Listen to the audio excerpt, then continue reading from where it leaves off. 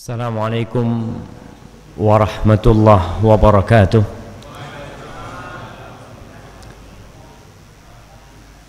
Alhamdulillah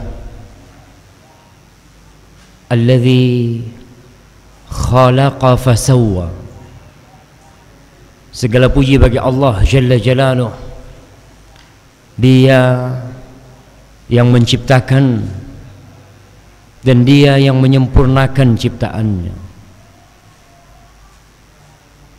Dia Rabbul Alamin, yang solat kita tidak akan diterima oleh Allah Subhanahu wa ta'ala tanpa mengatakan Alhamdulillahi Rabbil Alamin. Enggak sah solatnya seorang muslim kalau dia tidak bersyukur kepada Allah Jalla Jalaluh, kalau dia tidak mengucapkan Alhamdulillahi Rabbil Alamin. Kita bisa sampai ke tempat ini, bapak-bapak bisa melangkahkan kakinya ke rumah Allah ini, itu karena kecintaan Allah kepada kita. Sebagian di antara kita mungkin sibuk dengan dunianya, sibuk dengan pekerjaannya, tapi kita mau datang ke tempat ini, mau datang ke rumah Allah ini. Tempat ini bukan milik siapa-siapa, tapi tempat yang kita datangin ini adalah rumah Allah Jalla Jalaluh. Allah berfirman, wa annal masajida lillah fala tad'u ma'allahi ahada. Sesungguhnya masjid-masjid itu milik Allah, bukan milik siapa-siapa. Mungkin bisa jadi yang membangun fulan, yang membangun organisasi ini, yayasan ini, tapi pada hakikatnya masjid itu rumahnya Allah Jalla Jalaluh.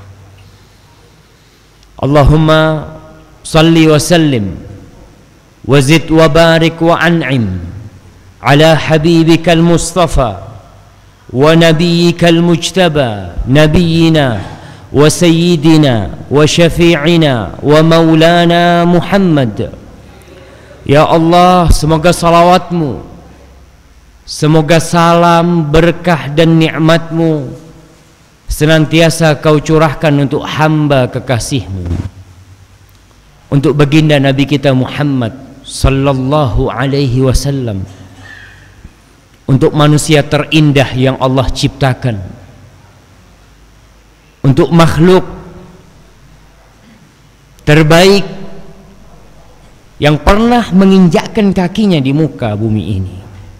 Semoga salawat itu bersambung untuk keluarga beliau, untuk istri-istri beliau, untuk putra-putri beliau, dan untuk seluruh sahabat Nabi radhiyallahu ta'ala anhum ajma'in. Yang terutama untuk Abu Bakar As-Siddiq, untuk Umar bin Khattab, untuk Uthman bin Affan, dan untuk Ali bin Abi Talib radhiyallahu ta'ala anhum ajma'in. Ma'asyiral ikhwah, kaum muslimin yang saya hormati, khususnya para kiai, para alim ulama, dan para tokoh masyarakat, semoga perjumpaan kita di sore hari ini diberkahi oleh Allah Subhanahu wa ta'ala. Sebagaimana kita bisa berkumpul di tempat ini, kita bisa duduk bersama, semoga kelak di hari kiamat kita bisa duduk bersama pula di surga Allah Jalla Jalaluh bersama Rasulullah sallallahu alaihi wasallam. Apa yang akan kita kaji malam hari ini, sore hari ini? Apa jemaah? Apa judulnya? Aku cinta kepadamu. Itu padamu, Masya Allah. Itu kayaknya ada sesuatu. Apa yang akan kita bicarakan tentang cinta? Siapa yang bisa mendefinisikan cinta? Saya kasih hadiah. Apa arti cinta? Masya Allah. Kalau yang sudah tua-tua mungkin sudah lupa sama cinta. Baik, yang muda-muda nih, apa artinya cinta? Mencintai, apa artinya mencintai? Angkat tangan yang mau jawab. Saya tunggu.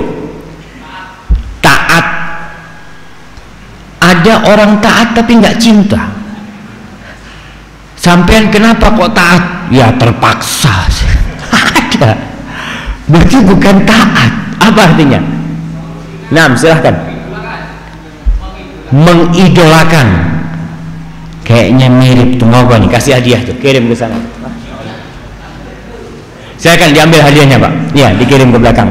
Baik, mengidolakan itu salah satu bentuk cinta ya.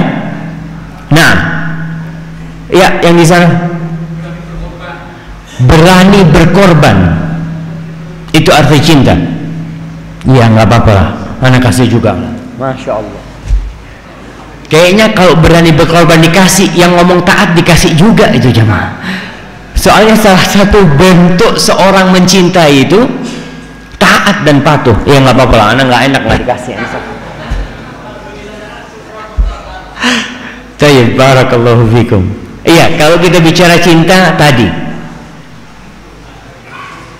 mentaati itu bentuk cinta memang. Seorang istri kadang-kala dibohongin sama suami. Dek, saya cinta sama kamu, Dek. Bohong kamu, Mas, tadi.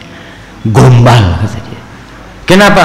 Berapa kali saya minta dibelikan gelang nggak pernah dibelikan, minta belikan cincin nggak pernah dibelikan. Kalau kau cinta paling enggak kau berkorban untuk aku. Ya gajimu disisihkan sedikit lah untuk belikan gelang.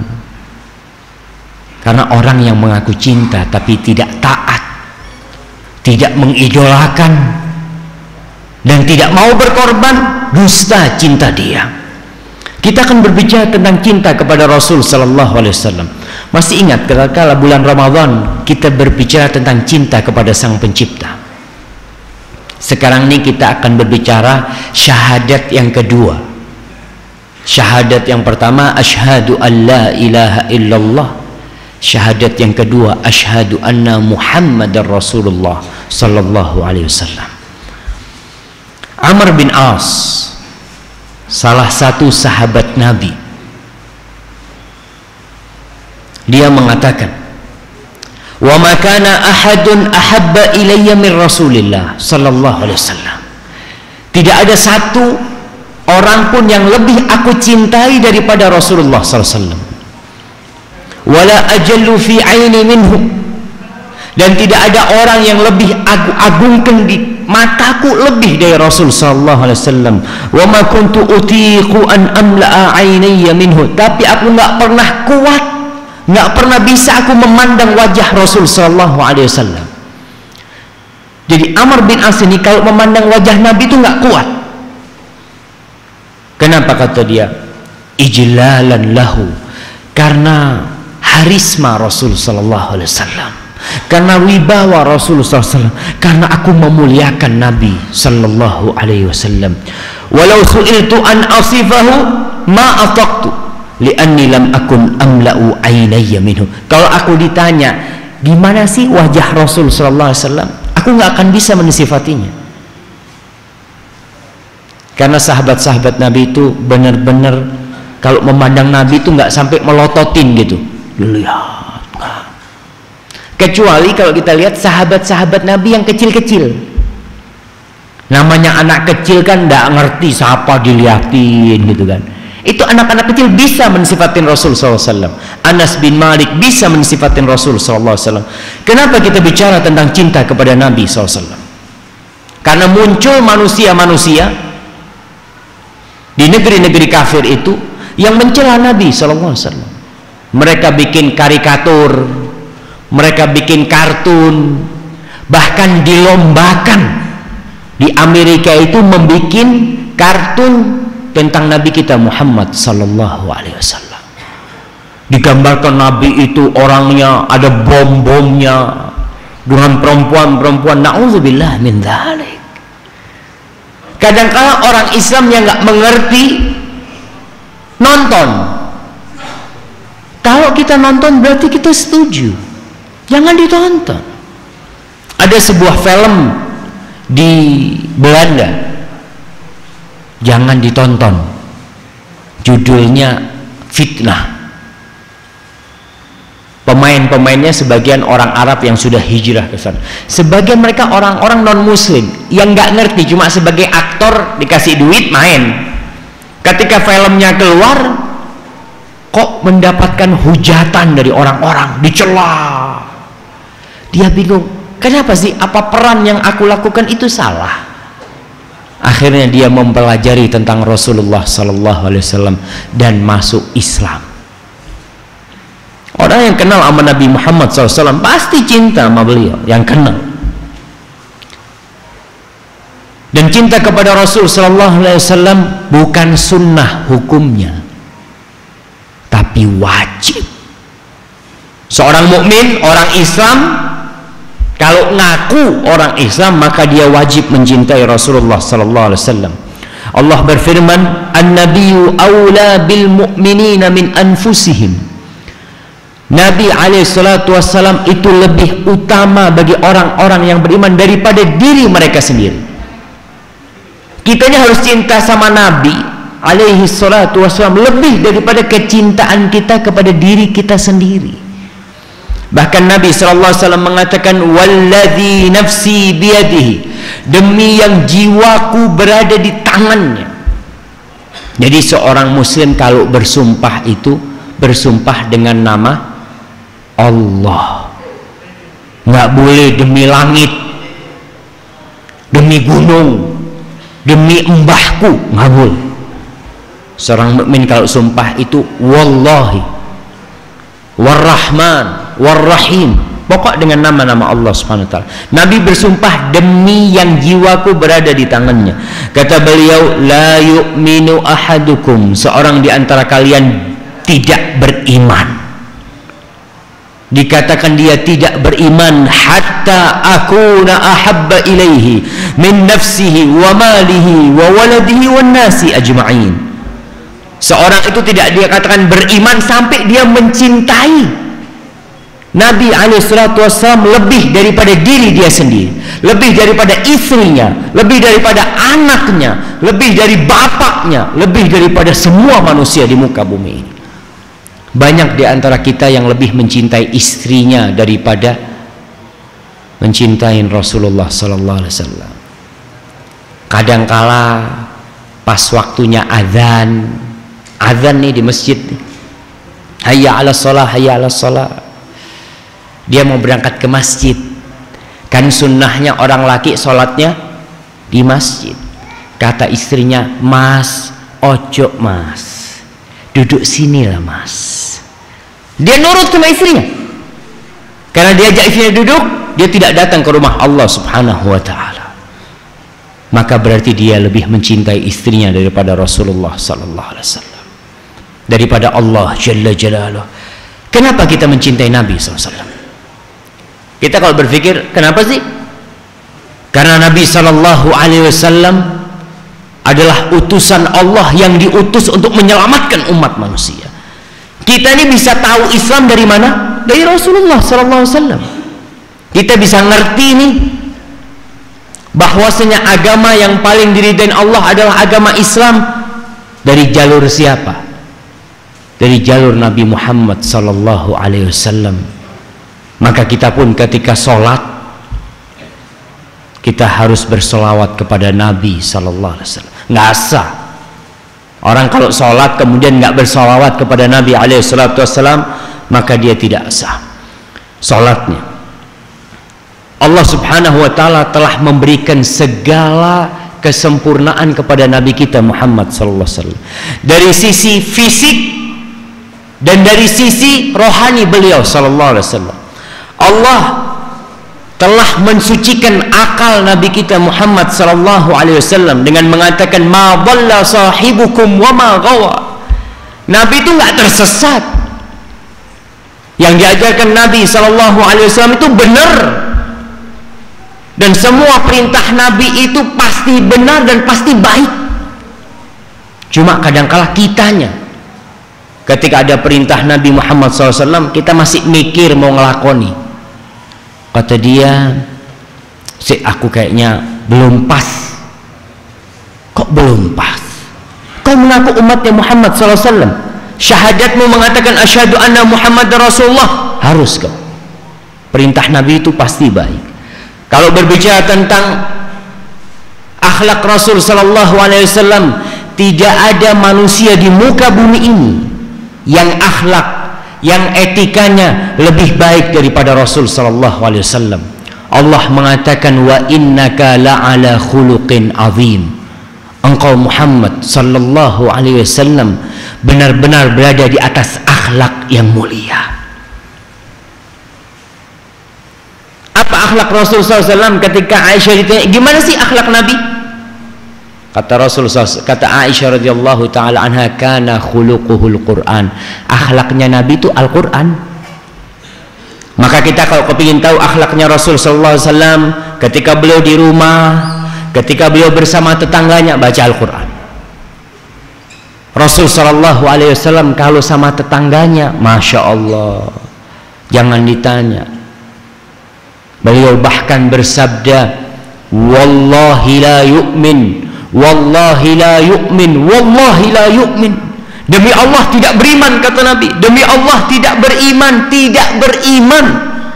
Maka para sahabat bingung, man ya Rasulullah, siapa tuh orang yang tidak beriman?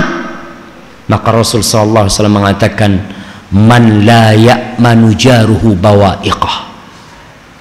Orang yang tetangganya tidak merasa aman dari dia. Banyak tetangga-tetangga yang malam hari ribut sampai tetangganya nggak bisa tidur. Ada tetangga-tetangga yang pohon mangganya menjulur mungkin sampai ke rumahnya tetangganya. Daunnya itu jatuh ke rumahnya tetangganya. Tapi ketika panen nggak dikasih tetangganya, cuma dikasih daunnya saja. Rasul SAW mengajarkan akhlak yang mulia, akhlak yang begitu sempurnanya. Itu dari sisi akhlak dan kejiwaan Nabi SAW. Dari sisi fisik, bagaimana wajah Rasul SAW? Kita ini kalau melihat orang ganteng, orang tampan, itu senang ya. Hasan bin Thabit, ketika dia mensifatin Rasul sallallahu alaihi wasallam, dia mengatakan, wa ahsanu minka lam tara qattu aini, wa ajmalu minka lam talidin nisa'u, khuliqta mubarra'an min kulli aibin, ka'annaka qad khuliqta kama tasha'u. Kata Hasan, orang yang lebih indah dari engkau tidak pernah mataku memandangnya. Orang yang lebih tampan dari engkau tidak pernah ada wanita yang melahirkannya. Engkau diciptakan bersih dari segala kekurangan. Nggak ada kekurangan Rasul sallallahu alaihi wasallam di fisik beliau, di akhlak beliau. Kata Hasan bin Thabit, seakan-akan engkau diciptakan sesuai dengan keinginan dirimu sendiri. Bagaimana wajah Rasul SAW? Yang dikatakan oleh Hasan, tidak ada orang yang lebih cantik, lebih tampan dari Rasul SAW. Ketika Rasul SAW hijrah, saya mau tanya, saya kasih hadiah nih. Tahun berapa Rasul SAW hijrah dari kota Mekah ke kota Madinah? Jamaah, tahun berapa Rasulullah sallallahu alaihi wasallam hijrah dari kota Mekah ke kota Madinah? Tahun 1 Hijriah. Iya. Iya betul. Masya Allah. Masya Allah. Fadhal hadiahnya diambil. Betul jemaah. Hijrahnya Rasul sallallahu alaihi wasallam pas tahun pertama Hijriah. Barakallahu fikum. Tahun pertama Hijriah Rasul sallallahu alaihi wasallam hijrah. Dalam perjalanan Rasul sallallahu alaihi wasallam mampir di tendanya Ummu Ma'bad. Ummu Ma'bad masih kafir, dia nggak kenal sama Rasul sallallahu alaihi wasallam. Mampir di sana, tanya Rasul sallallahu alaihi wasallam, mana suamimu? Katanya suamiku lagi pergi, kata dia, mengembalakan kambing, kata dia. Ada kambingmu yang bisa diperah? Kata dia, nggak ada tuh, kambingku tuh kurus-kurus dan sebagian perawan-perawan yang nggak keluar susu. Kurus-kurus yang tersisa nggak dibawa oleh Abu Ma'bad untuk mengembala karena nggak bisa jalan. Rasul sallallahu alaihi wasallam bertanya, boleh aku peras susunya? Ya boleh, kata dia, tapi nggak ada susunya. Subhanallah, itu mukjizat Rasulullah SAW. Kambing yang kurus, yang nggak ada susunya, ditepuk. Susunya kambing itu apa bahasanya? Apa? Iya, susunya kambing itu ditepuk, akhirnya keluar susunya. Keluar susu. Ummu Ma'bad ini bingung. Ini siapa orang ini ya? Dilihatin terus. Setelah minum Rasulullah SAW dikasihkan ke Ummu Ma'bad, disisakan susu. Nabi melanjutkan perjalanan ke kota Madinah. Setelah itu datang Abu Ma'bad, suaminya Ummu Ma'bad. Datang ke situ, heran kok ada susu. Dapat dari mana kok susu Ummu Ma'bad? Sedangkan nggak ada susu di sini. Kata dia, aku dapat tadi dari orang mubarak, kata dia, orang yang berkah. Dia nggak tahu sama namanya Rasulullah SAW. Ditanya sama Abu Ma'bad, tolong kau sifati orangnya itu kayak apa, visnya, perawakannya kayak apa. Maka mulailah cerita. Ummu Ma'bad cerita kepada suaminya. Kata dia, ra'aitu rajulan zahiral wada'ah, aku melihat seorang lelaki yang tampan dan sangat bersih, ablajal wajah, hasanal khalq, wajahnya berseri-seri dan perawakannya bagus. Lam ta'ibhu thujlah wa lam tazur bihi sa'lah. Nabi itu perutnya, orang itu yang aku lihat perutnya nggak besar. Jadi Nabi itu dada sama perutnya rata. Sekarang orang banyak yang Insya Allah. Rasulullah SAW dia katakan enggak. Kemudian kepalanya enggak kecil. Ada orang yang kepalanya enggak sesuai dengan badannya. Ada yang kepalanya besar. Nabi itu enggak. Yang katanya Ummu Ma'bad cerita kepada suaminya. Kemudian dia berkata, wa fi ashfarihi ghatafun, diceritakan bahwasanya bulu matanya itu lentik, matanya lebar, suaranya jelas, dan di lehernya itu bercahaya. Rasul sallallahu alaihi wasallam jenggotnya lebat. Memang jenggot Rasul sallallahu alaihi wasallam lebat. Azajju aqran, jadi bulu alisnya itu nyambung tapi tipis, jadi seperti bulan sabit. Ada orang yang nyambung alisnya tebal gitu, enggak Rasul sallallahu alaihi wasallam. Kemudian kalau diem penuh wibawa, kalau beliau berbicara indah pembicaraan beliau. Orang yang paling indah yang pernah aku lihat, orang yang paling tampan. Kemudian kalau dari jauh enak dilihat, dari dekat tambah enak. Ada orang kalau dilihat dari jauh, masya Allah, nyeneng no. Pas dekat, oh ternyata kayak gini. Oh, gitu. Ada orang seperti itu, yang enak dipandang dari jauh, dari dekat tidak enak. Beliau rab'atun la ba'ilun min tul, beliau tidak tinggi, tidak pendek. Rasul sallallahu alaihi wasallam sedang-sedang saja. Dikatakan rambutnya tidak lurus dan tidak keriting. Ada orang yang rambutnya ya apa kalau tidak lurus dan tidak keriting itu jemaah? Berombak ya. Rambut Rasul sallallahu alaihi wasallam. Itu sifat Rasul SAW. Ketika sudah dikasih tahu sama Ummu Ma'bad, apa kata Abu Muhammad? Dzaqa talabu Quraisy. Ini yang dikejar-kejar sama orang-orang Quraisy. Karena ketika Nabi hijrah sallallahu alaihi wasallam, orang-orang Quraisy membuat sayembara. Siapa yang bisa mendatangkan Muhammad sallallahu alaihi wasallam hidup atau mati? Hidup atau mati akan mendapatkan 100 ekor onta. Akhirnya nanti Ummu Ma'bad dan Abu Ma'bad ini masuk Islam. Rasul sallallahu alaihi wasallam, kenapa kita harus cinta kepada beliau? Beliau itu cinta sama kita. Beliau itu rindu sama kita. Apakah kita nggak rindu sama Rasul sallallahu alaihi wasallam? Pernah ketika Rasul sallallahu alaihi wasallam ke Baqi. Baqi itu kuburan yang ada di Madinah ya. Bapak-bapak kalau berangkat haji, mudah-mudahan semuanya bisa berangkat haji ya. Kita dianjurkan kalau sudah sampai Madinah itu setelah ziarah ke Masjid Nabawi ya, ziarah ke makam Rasul sallallahu alaihi wasallam, kita dianjurkan ziarah ke Baqi. Rasul sallallahu alaihi wasallam lagi di Baqi itu. Lalu beliau mengatakan, "Waditu anni ra'aitu ikhwani."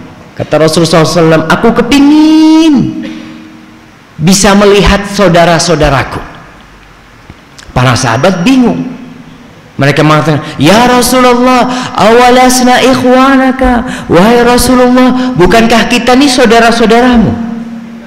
Maka Rasul sallallahu alaihi wasallam mengatakan, "Antum ashabi." Kalian adalah sahabat-sahabatku.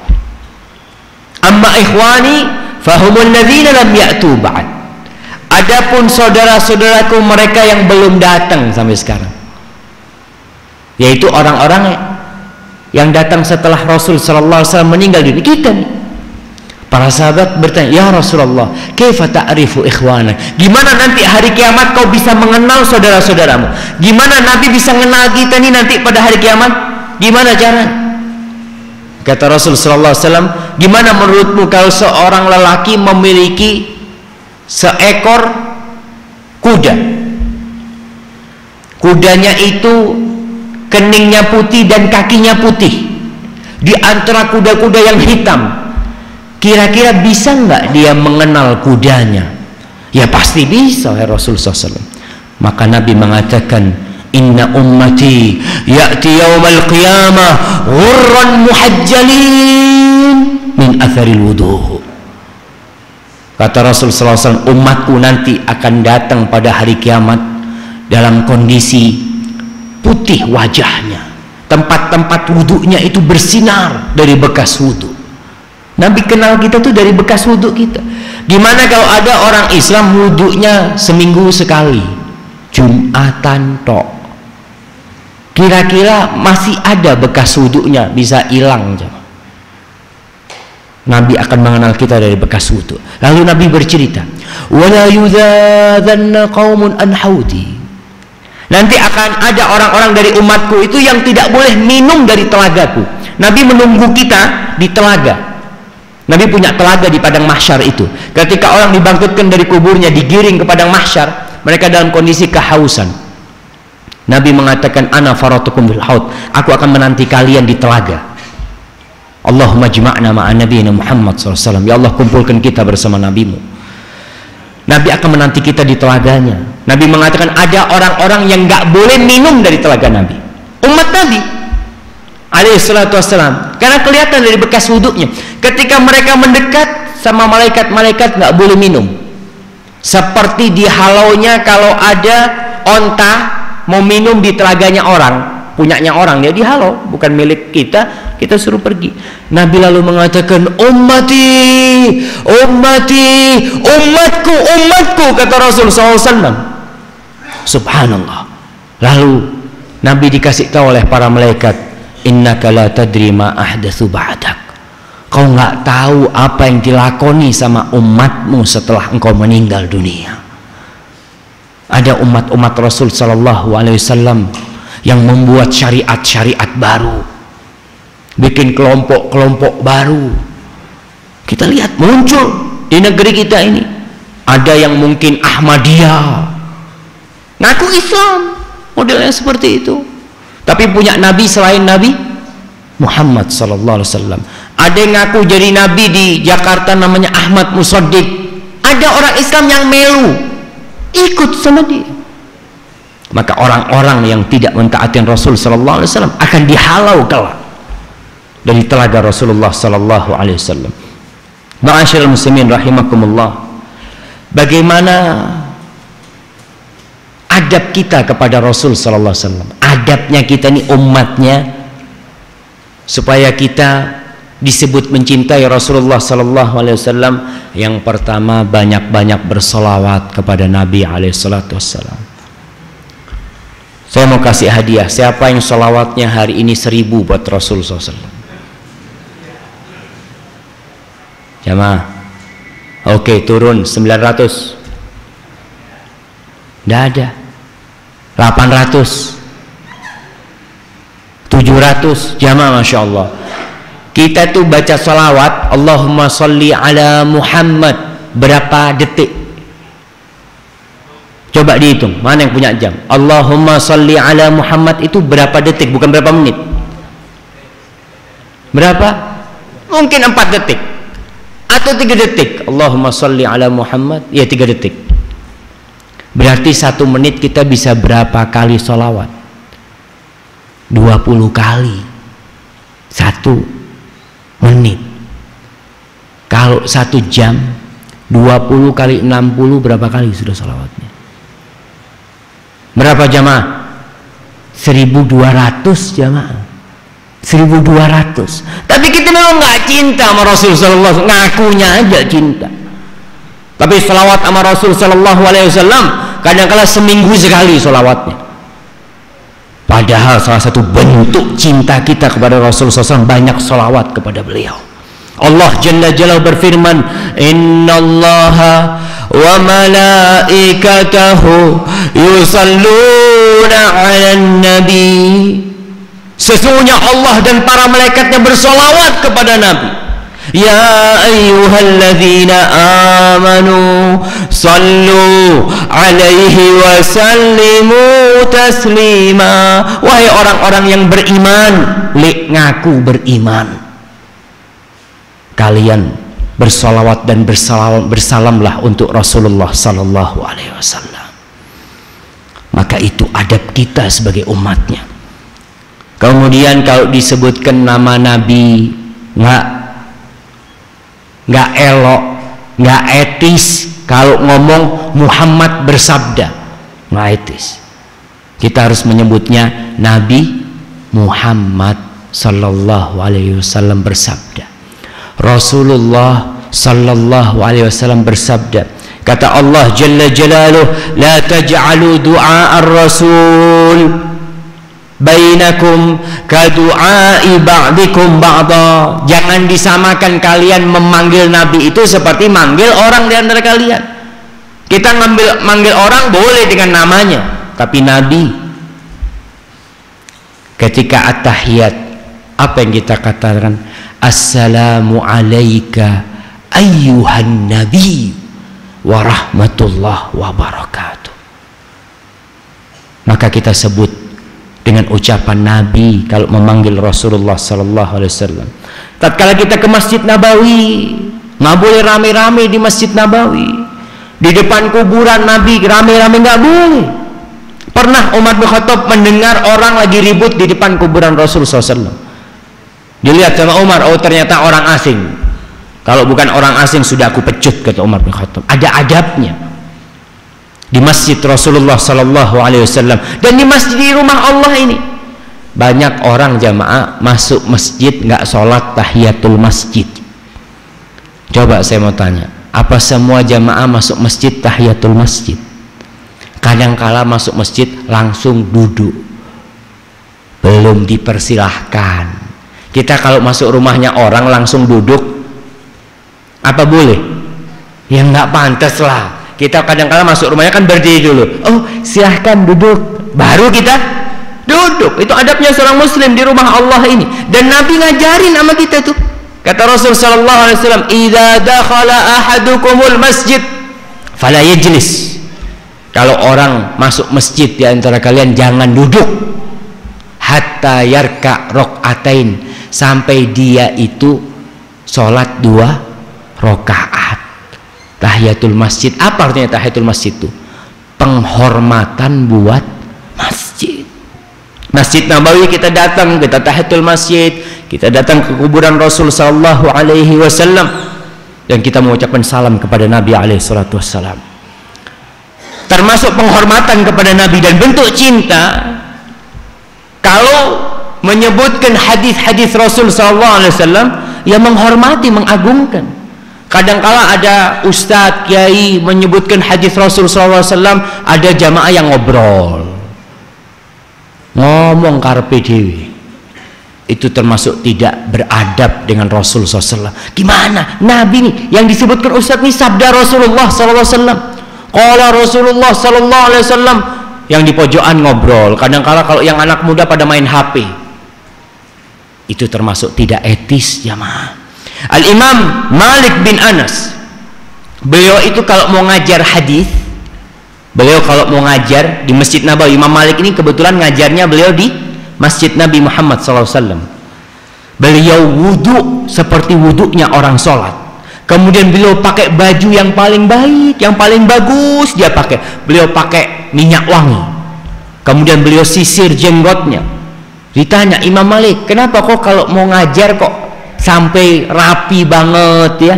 Apa kata beliau? Uwaqiru bihi hadits Rasulullah sallallahu alaihi wasallam. Aku pakai seperti ini, aku rapikan diriku sebagai bentuk penghormatanku kepada hadis Rasulullah sallallahu alaihi wasallam. Ma'asyiral muslimin rahimakumullah, Sa'id ibn Musayyib, seorang tabi'in. Tabi'in itu artinya apa? Orang yang bertemu dengan sahabat Nabi Muhammad SAW. Beliau kalau mau ngajar hadis, pernah beliau itu sakit ya, beliau lagi sakit ya. Beliau hendak menyebutkan hadis Rasul SAW. Beliau mengatakan kepada orang-orang di sini, aqiduni, tolong aku didudukkan, disandarkan aku, didudukkan sama orang-orang. Apa kata dia? Fa inni u'azzimu an uhadditha an Rasulillah sallallahu alaihi wasallam wa ana muttaji'. Aku malu menyampaikan hadis Rasulullah SAW dalam kondisi aku rebahan. Sampai seperti itu. Dia nggak mau menyampaikan hadis Nabi dalam kondisi dia tiduran. Dia duduk dulu baru dia sampaikan. Kemudian seorang yang mencintai Rasul sallallahu alaihi wasallam tidak boleh melangkahi ucapan Rasulullah SAW. Tatkala disebutkan ni daune kanjeng Nabi, katakan sami'na wa ata'na. Sami'na wa ata'na.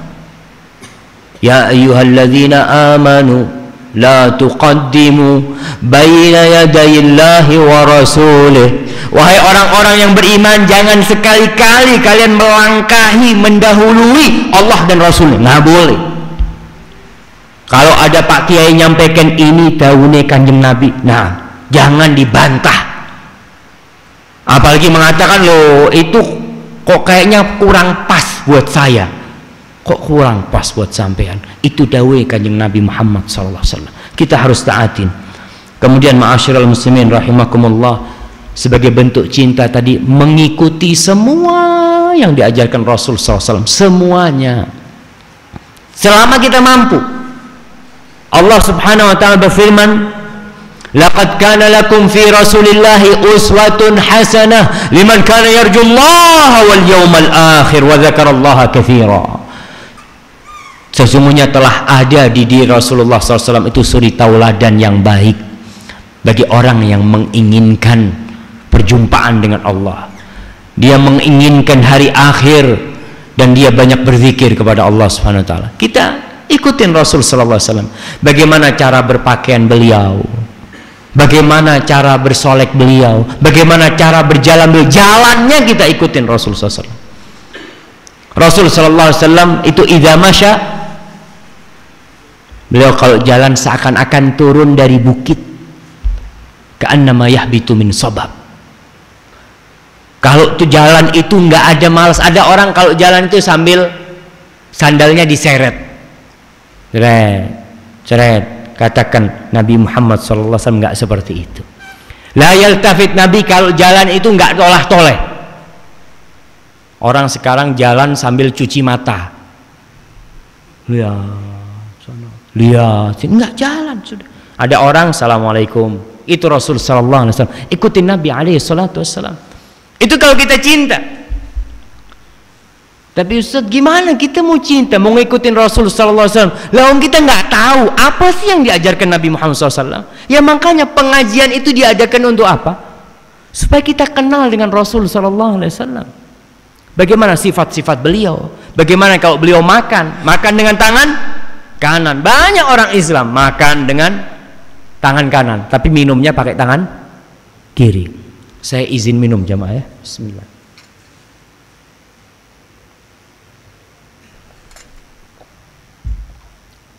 Ada orang yang makan dengan tangan kanan, makan kerupuknya pakai tangan kiri. Kita lihat loh, kau itu umatnya Nabi Muhammad SAW.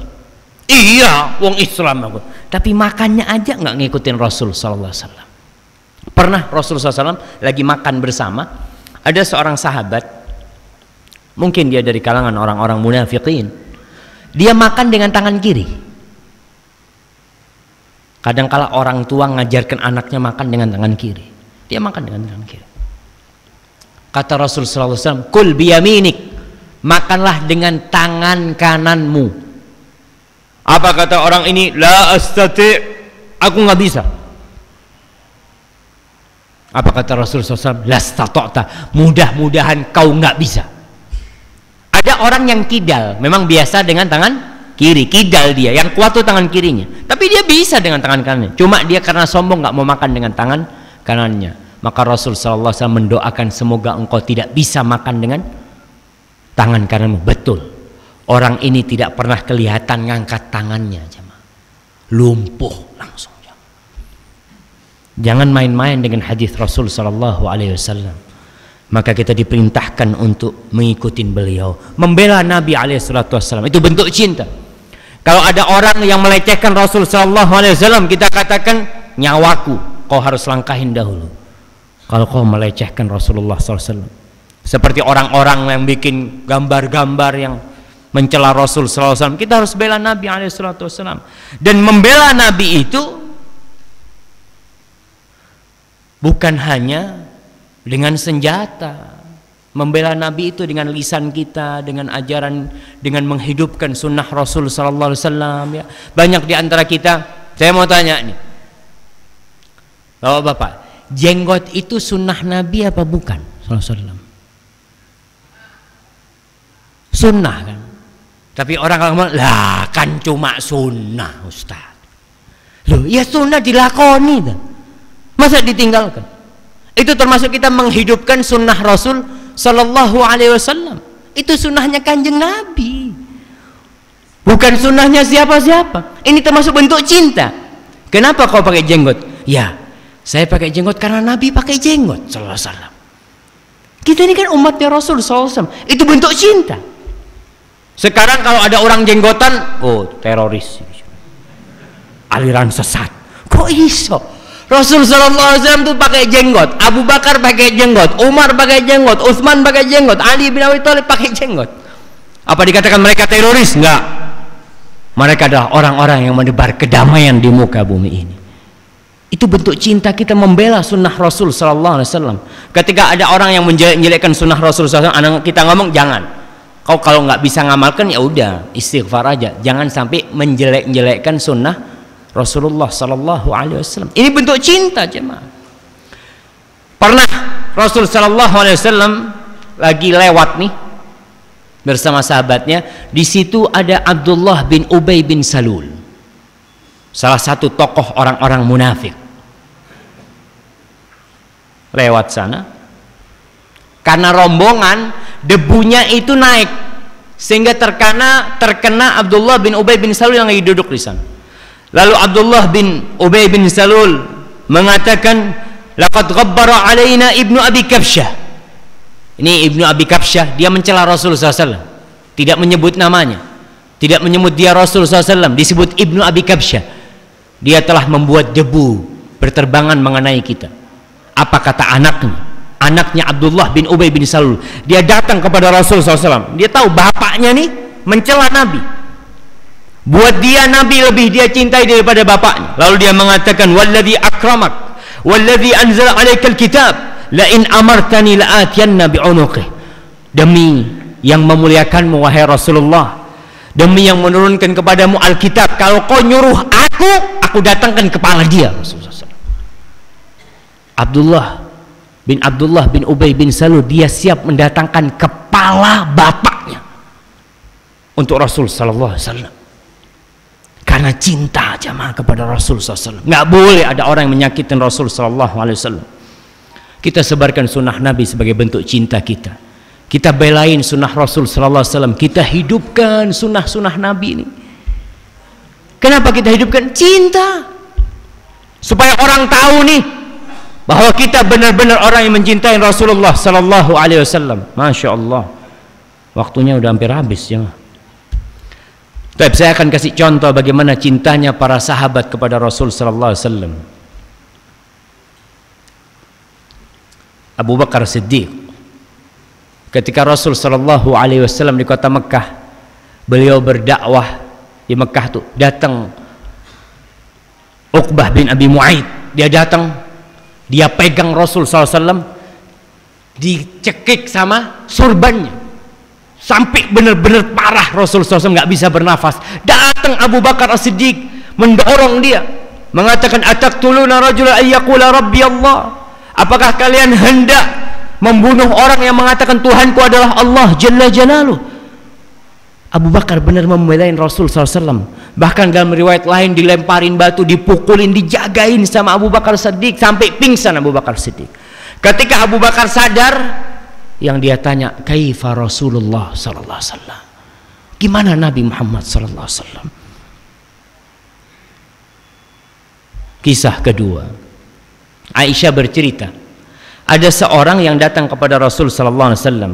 Dia mengatakan, ya Rasulullah, engkau lebih aku cintai daripada diriku sendiri, engkau lebih aku cintai daripada anakku. Tapi kalau aku di rumah Rasul, aku itu mikir, aku rindu sama engkau. Aku takut ketika engkau mati dan aku mati, aku tidak bisa lagi berjumpa dengan engkau wahai Rasul sallallahu alaihi wasallam. Takut ketika Rasul SAW meninggal, Rasul berada di surga yang paling tinggi, sedangkan aku nggak bisa bertemu dengan engkau wahai Rasulullah SAW. Maka Allah turunkan ayat, wa man yuti'illaha war rasul, barang siapa yang taat kepada Allah dan Rasulnya, barang siapa yang taat kepada Allah dan Rasulnya, faulaika ma'alladzina an'amallahu alaihim, maka dia akan dikumpulkan bersama orang-orang yang Allah kasih nikmat kepada mereka, bersama para nabi, bersama orang-orang siddiq, bersama para syuhada, dan bersama orang-orang soleh. Wa hasuna ulaika rafiqa, mereka lah teman-teman yang baik. Orang kalau cinta itu rindu. Nih sahabat rindu sama Rasul SAW. Pernahkah kita ingin mimpi ketemu Rasul SAW? Kadang-kala mimpi aja enggak. Para jemaah, kita harus tumbuhkan di diri kita kerinduan kepada Rasulullah SAW. Ya tadi, dengan mempelajari tentang sejarah Rasulullah SAW, mengikuti beliau, bagaimana berjalannya beliau, makannya beliau, tidurnya beliau, tidur miring ke kanan. Ditanya, kenapa kok kalau tidur kok miring ke kanan? Karena Rasulullah SAW kalau tidur miring ke kanan SAW. Kemudian ada seorang sahabat yang bernama Rabi'ah bin Ka'ab. Suatu hari Rabi'ah ini bermalam di rumah Rasul SAW. Malam hari Nabi mau sholat malam, Rabi'ah membawakan tempat wudhunya Nabi dan keperluan Nabi dia bawa. Dia serahkan kepada Rasul SAW. Kemudian kalau ada orang berbuat baik, kita dianjurkan untuk membalasnya, membalas kebaikan dengan kebaikan pula. Rasul SAW mengatakan kepada Rabi'ah, sal, wahai Rabi'ah, mintalah kau sesuatu kepadaku. Apa yang kau pinta? Apa kata Rabi'ah? Rabi'ah ini anak kecil, bocah masih. Dia mengatakan, as'aluka murafaqataka bil jannah. Aku minta agar aku bisa menemanimu di surga. Qala awa ghaira dzalik, minta yang lainnya?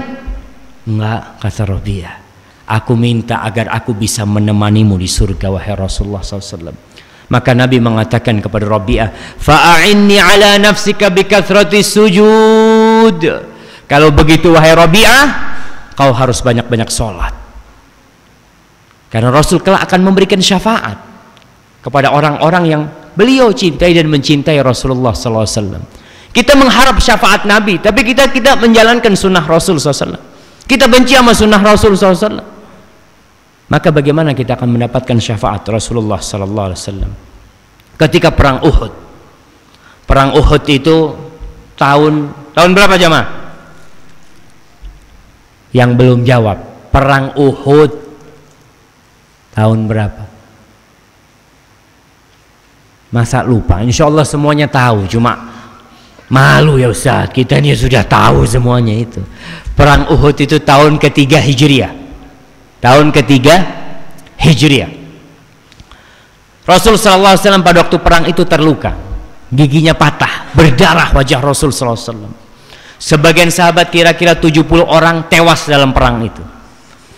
Ada seorang wanita dari Bani Dinar yang suaminya mati, saudaranya mati, bapaknya mati. Ketika perang itu, suaminya, bapaknya dan saudaranya tewas. Kemudian ketika dikasih kabar kematian keluarganya, dia hanya bertanya, "Fama fa'ala Rasulullah SAW?" Nabi gimana? Kondisi Nabi gimana? Kata dia, nggak apa-apa Rasulullah SAW. Hatta aro, nggak, aku mau ngelihat Rasulullah SAW. Akhirnya ditunjukkan Rasul SAW. Datang nih perempuan mengatakan kepada Rasul alaihissalam, kullu musibatin ba'daka jalalu. Semua musibah wahai Rasul SAW, semua musibah setelah engkau dalam kondisi nggak apa-apa masih hidup, walaupun terluka Rasul SAW, semua musibah itu nggak ada artinya. Itu kecintaan para sahabat kepada Rasul SAW. Khubayb bin Adi, salah seorang sahabat yang ditangkap orang-orang kafir dan mau dipenggal kepalanya di Mekah. Ketika dia mau dipenggal kepalanya, ditanya oleh Abu Jahal, oleh Abu Sufyan ya, ditanya, wahai Khubayb, mau enggak engkau Muhammad sallallahu alaihi wasallam menggantikan dirimu di sini? Mau enggak engkau Muhammad alaihi salatu wasallam menggantikan posisimu? Yang dibunuh itu bukan engkau Muhammad alaihi salatu wasallam. Apa kata Khubayb? Dia mengatakan, la wallahi, demi Allah tidak ridha aku. Ma yasurruni anni fi ahli wa anna Muhammadan alaihi salatu wasallam fi makanihi alladhi huwa fihi tusibuhu syaukatun tu'dhi. Aku enggak ingin aku di rumahku dan Nabi Muhammad sallallahu alaihi wasallam terkena duri. Aku enggak mau. Subhanallah jemaah. Itu kecintaan para sahabat kepada Rasul sallallahu alaihi wasallam. Abu Bakar Siddiq ketika mau mati, Aisyah radhiyallahu taala anha mendampingi bapaknya ketika mau mati. Bapaknya bertanya, Abu Bakar, "Ayya yaumi hadza?" Qalu yaumul itsnain. Tanya sama orang-orang, hari apa ini? Hari Senin katanya. Fa in mittu min lailati fala tantadhiru bi al-ghad. Kalau aku mati malam ini, jangan nunggu sampai besok untuk memakamkan aku. Fa inna ahabbal ayyam wal layali. Kata dia, sesungguhnya hari-hari yang paling aku cintai, malam-malam yang paling aku cintai adalah malam-malam yang aku paling dekat dengan Rasulullah sallallahu alaihi wasallam. Abu Bakar ingin cepat dikumpulkan bersama Rasulullah sallallahu alaihi wasallam. Abu Bakar dimakamkan di belakang Rasul sallallahu alaihi wasallam. Ma'asyiral muslimin rahimakumullah, kalau kita berangkat umrah atau haji, kita mengucapkan salam kepada Rasul sallallahu alaihi wasallam. Yang pertama itu Nabi alaihi salatu wasallam. Ada lobang yang pertama. Lobang yang kedua itu di belakangnya itu ada Abu Bakar As-Siddiq radhiyallahu taala anhu, dan di belakangnya lagi ada Umar bin Khattab radhiyallahu taala anhum. Mereka dikuburkan di satu tempat di situ. Kemudian ketika perang Uhud lagi, Sa'ad ibn Rabi', Rasul sallallahu alaihi wasallam menyuruh salah seorang sahabat untuk mencari Sa'ad bin Rabi'. Yang diutus adalah Zaid bin Thabit. Cari Sa'ad bin Rabi'. Kalau kau ketemu dia, ucapkan salamku kepada Sa'ad bin Rabi'. Dicari nih oleh Zaid bin Thabit. Kemudian bertemu dengan Sa'ad bin Rabi'. Kata dia, Rasulullah sallallahu alaihi wasallam kirim salam. Sa'ad bin Rabi' sudah mau mati. Dalam kondisi parah, luka-luka dia sudah mau mati. Kata Zaid bin Thabit mengatakan, Rasulullah sallallahu alaihi wasallam mengucapkan salam kepadamu, dan dia berkata, akhbirni kaifa tajiduk. Dia berkata, tolong beritahu aku bagaimana kondisimu. Apa kata Sa'ad bin Rabi'? Qal wa ala Rasulillah sallallahu alaihi wasallam assalam. Aku juga mengucapkan salam kepada Rasul sallallahu alaihi wasallam.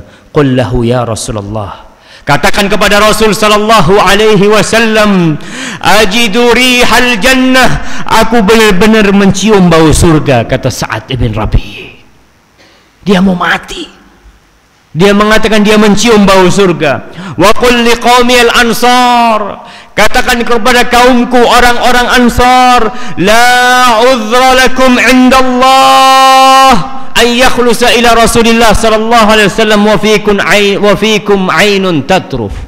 Enggak ada uzur buat kalian di depan Allah Subhanahu wa taala kalau sampai orang-orang kafir bisa melukai Nabi alaihi salatu wasallam, selama di kalangan orang-orang Ansar masih ada mata yang bisa berkedip.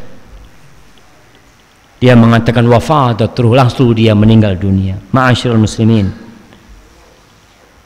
Bilal bin Rabah ketika dia mau mati, istrinya mengatakan wah huzna, kata istrinya, aduh sedih banget ditinggal mati oleh suamiku, sedih banget engkau akan mati. Apa kata Bilal bin Rabah? Bal wa tarabah ghadan nalqal ahibbah Muhammadan wa sahbah.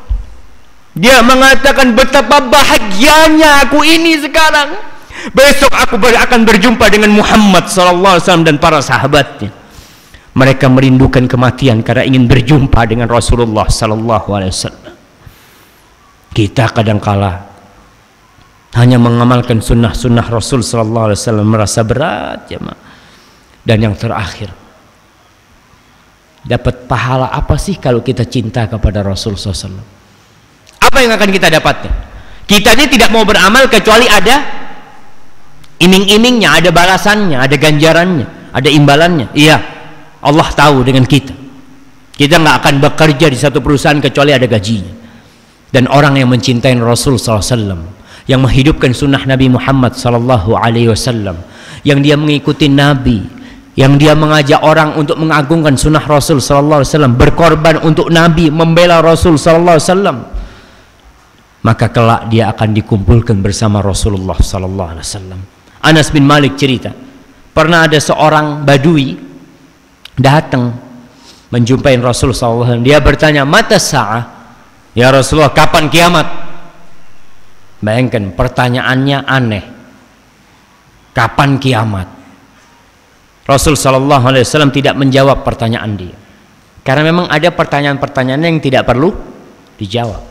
Tapi Nabi balik bertanya, wa ma a'datta laha? Kau bertanya tentang kiamat, apa yang kau siapkan untuk menghadapi kiamat itu? Jadi yang pertanyaan yang lebih penting adalah persiapan kita untuk menghadapi kiamat itu. Apa kata orang ini? Ya persiapanku sih nggak banyak ya. Bukan sholat yang banyak, puasanya biasa-biasa, tapi dia mengatakan hubbullah wa rasuluh.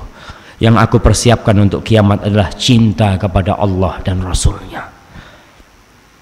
Maka Nabi mengatakan kepada orang ini, anta ma'aman ahbabta, engkau akan dikumpulkan bersama orang yang kau cintai. Engkau akan dikumpulkan, akan dihimpun bersama orang yang kau cintai. Kata Anas bin Malik, fama ra'aitul muslimin ashadda farahan ba'dal islam bi syai'in ma farihu bihi. Aku tidak melihat orang-orang Islam tuh bahagia, senang setelah mereka masuk Islam, setelah mereka mendapatkan hidayah Islam, lebih daripada kesenangan mereka dengan hadis ini.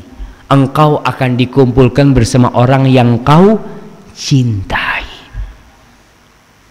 Apa kata Anas bin Malik? Fanahnu nuhibbu Rasulullah. Kita semua cinta kepada Rasulullah sallallahu alaihi wasallam. Walaupun kita tidak bisa beramal dengan amalan Rasul sallallahu alaihi wasallam, tapi insyaallah dengan cinta kita bisa berkumpul dengan Rasul sallallahu alaihi wasallam.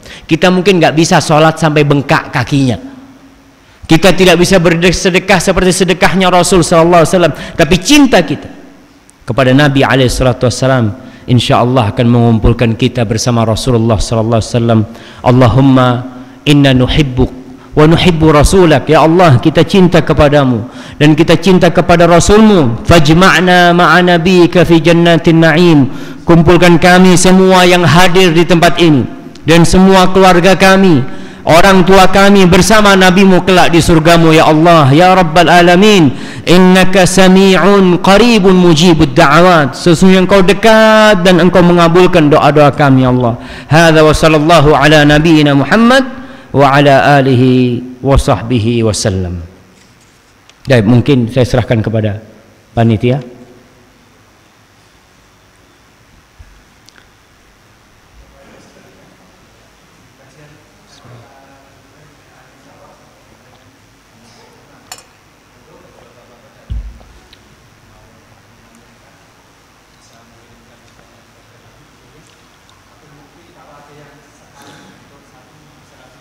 Yang langsung nggak apa-apa, silakan ya. Kalau ada pertanyaan, monggo dipersilahkan.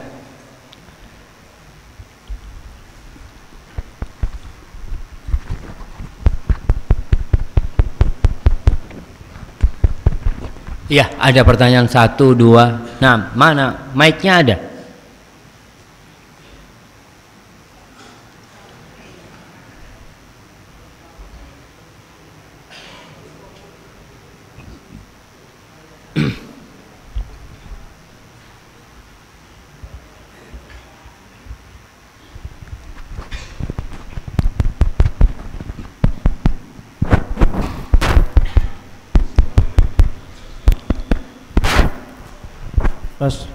Bismillah. Iya.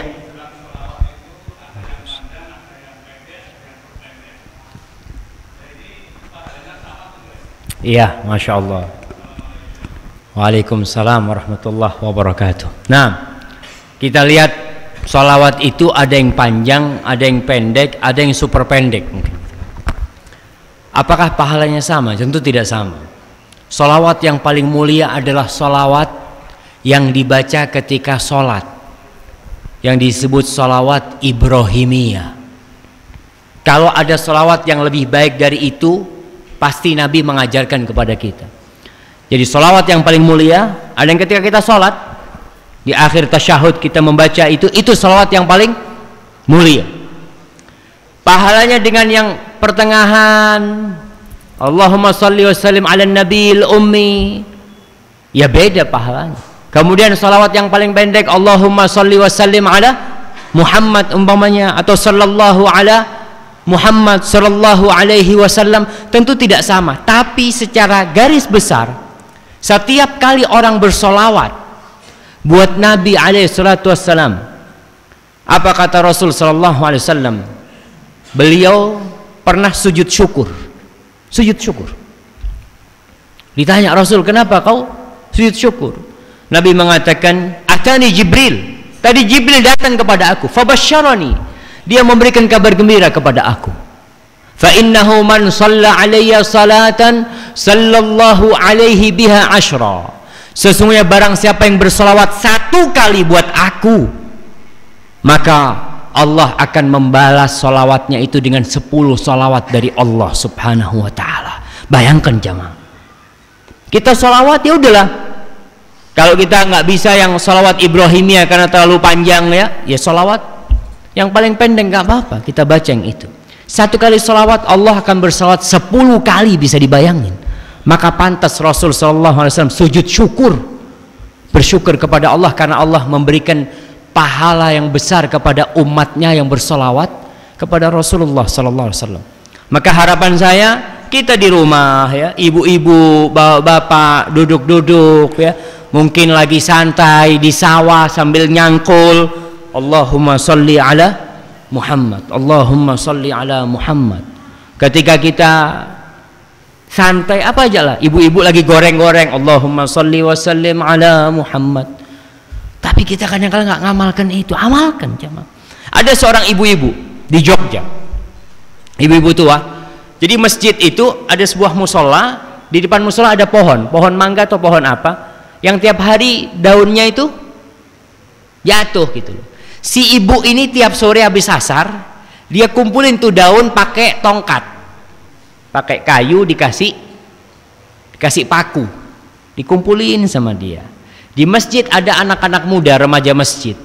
Dia mikir, nih ibu tua ini kok nggak pakai sapu aja sih, repot-repotnya dia ngumpulin pakai tongkat itu. Akhirnya keesokan harinya sebelum ibu tua itu datang, sama remaja masjid disapu, daunnya itu disapu semua, dibuang. Ketika ibu tua itu datang ke halaman masjid itu, nangis dia. Kata dia, loh ibu kok nggak malah seneng kerjaannya sudah selesai? Kenapa ibu kok nggak pakai sapu aja sih, repot-repotnya dengan ngumpulin satu persatu dengan tongkat itu? Apa kata dia? Saya ini dengan setiap daun itu bersolawat untuk Rasulullah Sallallahu Alaihi Wasallam. Kadang-kala amalan-amalan ringan jamaah, tapi kita meremehkannya. Coba kita hari-hari kita naik motor, naik sepeda, jalan ke masjid, Allahumma sholli wa sallim ala Muhammad. Terus masuk ke masjid, apa doanya masuk masjid? Bismillah wassalatu wassalamu ala Rasulillah, Allahumma gfirli dhunubi waftahli abwaaba rahmatik. Salawat dulu kita setelah baca bismillah. Jadi kiranya seperti itu, Pak. Wallahu a'lam bishawab. Nah, silahkan. Tadi ada yang bertanya di sini. Ya. Apa bedanya sahibul bait dan ahlul bait? Apa bedanya sahibul bait sama ahlul bait? Nah, para jemaah, kalau berbicara sahibul bait itu artinya yang punya rumah. Kita datang ke rumah teman kita ya, kemudian kita tanya, mana sahibul baitnya? Artinya mana yang punya rumah. Kalau ahlul bait itu sebutan untuk keluarga. Ahlul bait, momenya ahlul bait saya, ya keluarga saya. Kalau ahlu baitin Nabi sallallahu alaihi wasallam, maka keluarga Nabi alaihissalam, istri-istri beliau itu termasuk keluarga beliau, anak-anak beliau, cucu-cucu beliau, itu disebut ahlul bait. Itu ahlu baitin Nabi ya. Tapi ucapan ahlul bait kadang-kala kita ke rumah teman kita ini di Arab, dia ngomong pemilik rumah, ahlul bait maafi. Ahlul bait maafi maksudnya keluarga anak ini lagi nggak ada di rumah, seperti itu. Jadi ahlul bait itu sebutan untuk keluarga. Makanya atau disebutan alul bait, makanya kita kalau biasa bersolawat kepada Rasulullah SAW, Allahumma salli wa sallim ala nabiyina Muhammad wa ala ali nabiyina Muhammad, kepada keluarga Rasul Sallallahu Alaihi Wasallam. Mungkin seperti itu ya. Tapi kalau sahibul bait itu sebutan untuk pemilik rumah biasanya. Nah, silahkan. Kayaknya yang bertanya dikasih hadiah biar semangat ini. Mana yang bertanya? Kasih hadiah 3 setiap yang bertanya nih. Iya, tafadhal. Ya, terima kasih Ustadz. Ini mau bertanya, sekarang sholawat berbagai macam dengan bermacam-macam lagu. Lah itu apakah zaman Rasulullah juga ada menggunakan lagu? Lah sekarang itu banyak sekali dengan lagu-lagu, dengan kasidah, itu bagaimana Ustadz? Terima kasih. Subhanallah. Iya. Kadangkala sholawat ini nilai ibadahnya berkurang. Sholawat dijadikan hiburan. Sholawat itu ibadah apa hiburan? Ibadah apa hiburan? Ibadah. Ya seharusnya orang ibadah tuh khusyuk. Malah ada orang yang, ya wallahu a'lam ya, kalau saya sendiri yang saya pelajarin, ada orang yang sholawat sambil joget-jogetan. Ya Allah, kayaknya kurang pantas lah. Kita ini sedang beribadah kepada Allah, berdoa, ya Allah berikan sholawat kepada Rasul Sallallahu Alaihi Wasallam. Maka kalau buat saya sendiri yang saya pelajarin, kayaknya kurang pantas kalau dibuat hiburan akhirnya sholawat seperti itu. Maka lebih baik dan lebih utama seorang bersolawat kepada Rasul Sallallahu Alaihi Wasallam dalam kondisi khusyuk, ingat Nabi. Bukan sambil ketawa-ketawa, sambil joget-joget, ya nggak pantas lah. Termasuk penghormatan kita kepada Rasul Sallallahu Alaihi Wasallam. Ya, ketika malam hari, di waktu-waktu yang penuh kekhusyuan, di akhir malam antara adzan dengan qomat, kita disuruh salawat kepada Rasul Sallallahu Alaihi Wasallam dengan penuh kekhusyuan. Itu insya Allah yang akan lebih baik buat seorang hamba yang bersalawat kepada Rasulullah Sallallahu Alaihi Wasallam daripada kadangkala tuh yang pakai hiburan itu sholawatnya nggak kedengeran. Yang kedengaran suara musiknya akhirnya. Orang akhirnya goyang-goyang kepalanya bukan karena sholat, tapi karena alunan musiknya. Enggak lah, kita lebih baik bersolat kepada Rasulullah SAW dengan penuh kekhusyuan, dan itu sebagai kemuliaan jamaah. Hadza wallahu a'lam bissawab. Itu mungkin yang saya ketahui. Nah, barakallahu fikum. Silahkan. Yang bertanya semua dapat hadiah. Udah 3 nih yang dapat hadiah. Iya, di sini ada yang bertanya. Oh, di sini ada. Naam, tafadhal.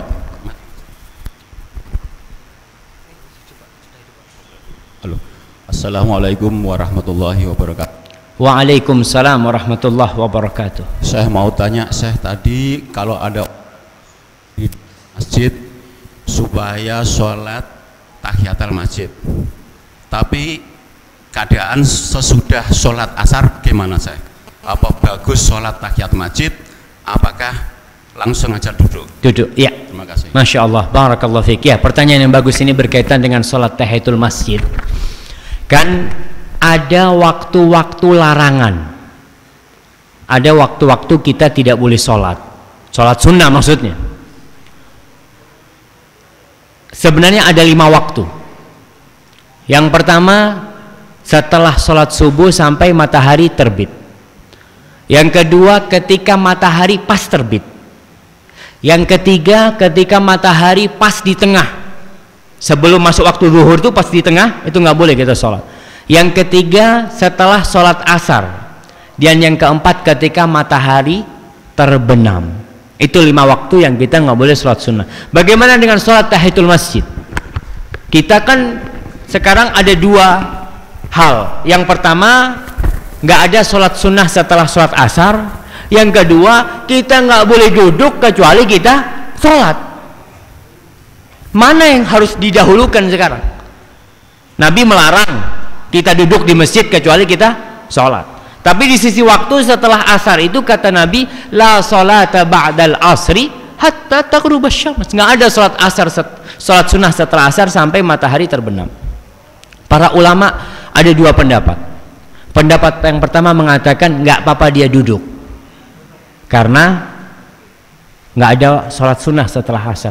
Pendapat yang kedua, mereka mengatakan yang tidak boleh sholat sunnah setelah asar atau setelah subuh itu sholat sunnah yang tidak ada sebabnya. Kita duduk-duduk ya, anak mau sholat, itu nggak boleh. Tapi kalau ada sebabnya, kita kan sebabnya itu masuk masjid. Maka karena ada sebab yang memerintahkan kita untuk sholat, kita sholat. Bukan karena kita kepingin sholat, bukan. Tapi karena ada larangan duduk kecuali sudah sholat. Jadi untuk yang setelah sholat asar dan sholat subuh itu memang ada khilaf di antara para ulama. Kalau menurut pendapat yang mungkin yang saya rasa lebih pas, yang dilarang itu sholat sunnah yang tidak ada sebabnya. Orang-orang habis sholat asar sholat ba'diyah, habis asar nggak ada ba'diyah, habis subuh sholat ba'diyah, nggak boleh. Tapi kalau kebetulan dia masuk masjid ya, atau dia mau ikut kajian di masjid, maka dia sholat ketika itu menghormati masjid. Mungkin seperti itu. Wallahu a'lam bishawab. Nah, iya. Ya, terima kasih kesempatannya. Ustaz mau tanya, mungkin kembali yang tadi pertanyaan jenengan yang belum sempat dijawab, yaitu mengenai siapa yang sudah tadi pagi membaca sholawat 1000 kali atau 700 kali atau 500 kali. Kiranya saya boleh jawab atau tidak, yaitu misalnya tadi pagi itu saya bersolawat ketika itu dalam pengajian, di situ ada 100 jamaah lebih. Jadi tadi pagi ada 100 jamaah lebih dan mengucapkan sholawat 10 kali dan lebih. Berarti itu saya sudah mengucapkan 1000 kali lebih. Dan itu dibenarkan atau tidak? Iya, Masya Allah. Iya, barakallahu fikum. Nah, jadi perkataannya kalau kita nih satu masjid sholawat, apa terhitung kalau jumlahnya di masjid ini 1000 orang? Apa kalau kita sholawat 1 kali terhitung kita sholawat 1000 kali? Enak tenan kalau gitu jamaah. Betul. Atau kita mengatakan ya Allah, ada orang membaca selawat alfus salati wassalami alaik ya Rasulullah, 1000 salawat untukmu wahai Rasulullah SAW. Terhitung 1000 apa 1? Tetap 1. Kalau terhitung ya Allah 1 juta salawat buat nabimu, tapi yang dia ucapkan 1 apa 1000 apa 1 juta? Ya 1 yang dia ucapkan. Jadi yang dimaksud dengan sekali bersalawat, yaitu tadi sekali bersalawat, walaupun kita mengatakan umpamanya Allahumma salli ala Muhammadin kama sallaita ala Ibrahim, salawatnya Allah kepada Nabi Ibrahim itu berapa banyak? Banyak sekali. Tapi ketika kita mengucapkan itu terhitung kita 1 kali salawat, tapi pahalanya tentu beda dengan yang salawat pendek dengan yang salawat panjang tadi.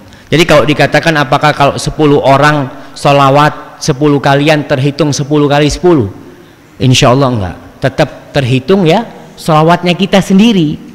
Dia 10, saya 10, kamu 10, ya 10-10. Tapi bukan kita digabungkan jadi pahalanya semua kita ambil gitu ya. Maksudnya sampean semua pahalanya serahkan kepada saya. Sepertinya enggak seperti itu. Wallahu a'lam, ini yang saya pahami ya. Jadi tetap terhitung kalau 10 ya 10 kali. Walaupun jumlah jamaahnya 1000, jumlah jamaahnya 20.000, seperti itu. Jadi tidak dihitung, tidak dikalikan dengan jumlah jamaahnya. Kiranya seperti itu, Mas. Wallahu a'lam bishawab. Nah, ya di sini ada pertanyaan tertulis ya.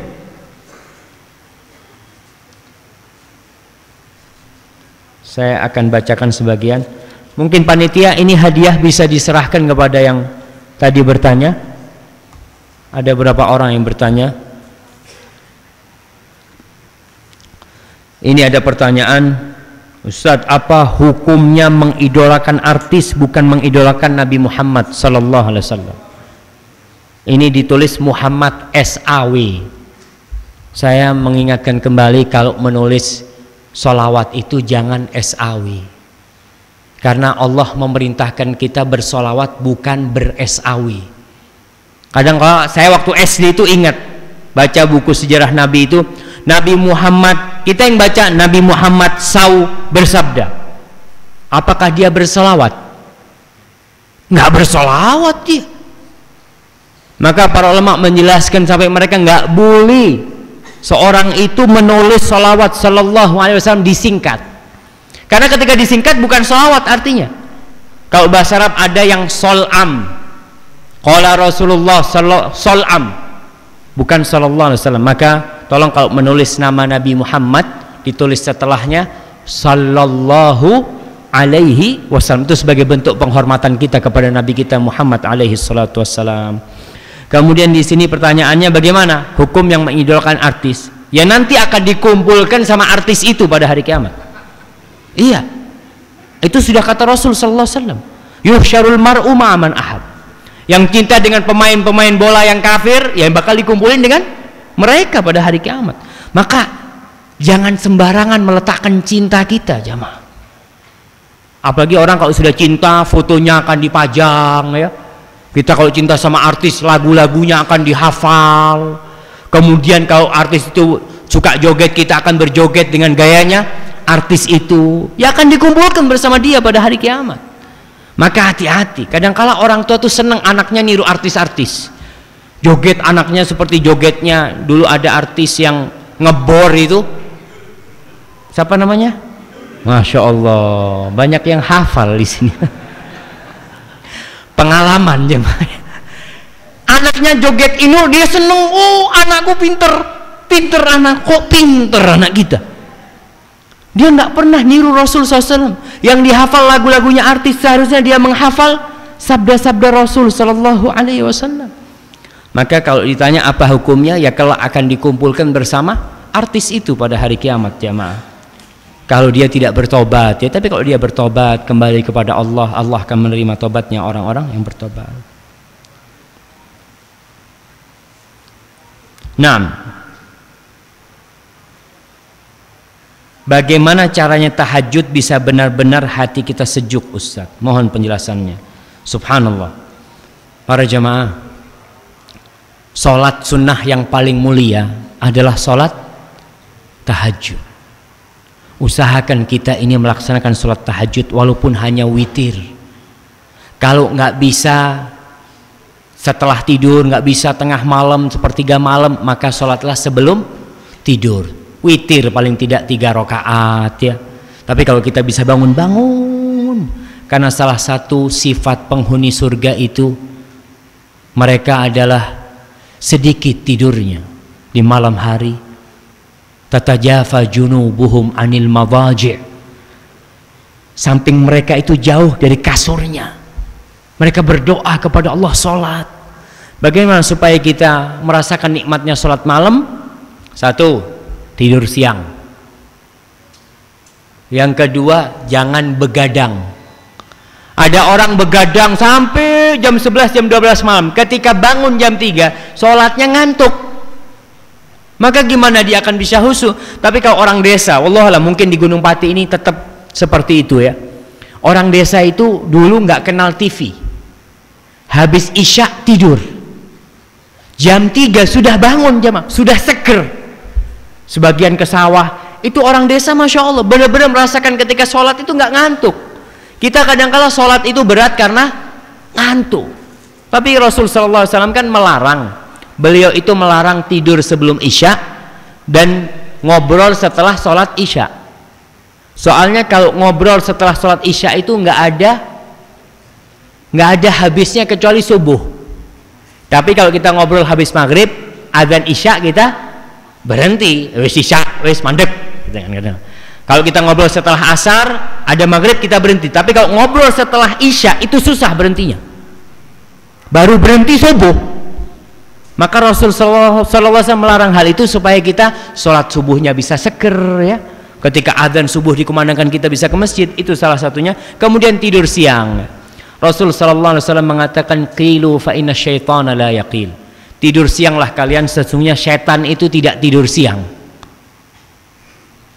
Ustadz, gimana kita yang bekerja bisa tidur siang? Kan ada waktu istirahat ya, kira-kira 1 jam tidur. Tidur itu nggak harus banyak jamaah, 5 menit 10 menit tidur sudah seger biasanya, seperti itu.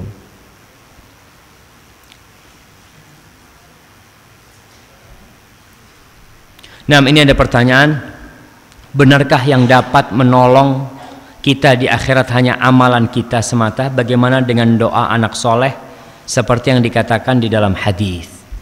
Ma'asyiral muslimin rahimakumullah, Rasulullah SAW bersabda, idza mata ibnu Adam inqata'a amaluhu illa min thalath. Kalau anak Adam itu meninggal dunia, maka akan putus semua amalannya kecuali 3. Ini amalan dia. Yang pertama apa? Sedekah jariyah. Yang kedua, ilmu yang dimanfaatkan. Yang ketiga, anak soleh yang berdoa.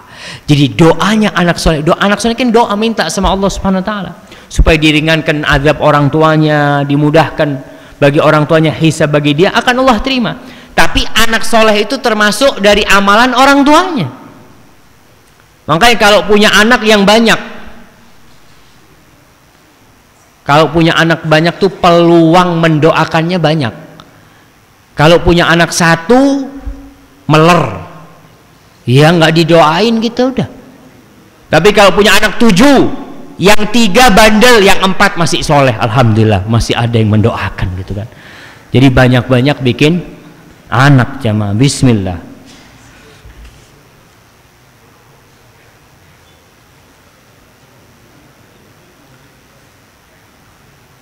Nah, nih Ustadz, saya mahasiswi tingkat akhir. Saya mempunyai dosen penguji yang setiap saya temui beliau tidak pernah membalas senyuman. Dan apabila bicara, beliau selalu berbicara dengan nada tinggi kepada saya. Apa yang harus saya lakukan untuk melunakkan hati dosen penguji saya? Nah, ini bermasalah kadang-kala dosen kalau bertindak kasar kepada anak didiknya, nggak senyum, padahal senyum itu sodakoh gitu kan. Gimana menghadapi dosennya ini? Doakan. Allah berfirman, idfa' billati hiya ahsan. Balaslah dengan yang lebih baik. Jangan takut dosen ini akan memberikan nilai buruk. Jangan takut.